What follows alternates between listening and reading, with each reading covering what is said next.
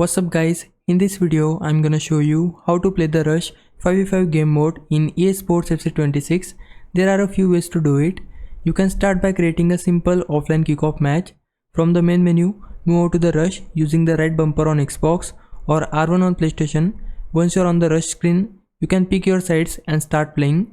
You can connect multiple controllers to play together, either on the same team against AI or on opposite teams with your friends. After selecting your teams, you'll be ready to jump right into the match. Rush mode is also available in other game modes like clubs and ultimate team. In ultimate team, go to play, then switch to competitive and you'll see Rush listed there. Press Y on Xbox or triangle on PlayStation to open the lobby where you can invite up to 3 friends to play together. In clubs, it's just as easy. Go to play and you'll find the Rush option there as well. And that's how you can enjoy the Rush 5v5 mode in different parts of FC 26. Now if I was a big help, can you like this video and subscribe my channel. For now, thanks for watching. Bye bye.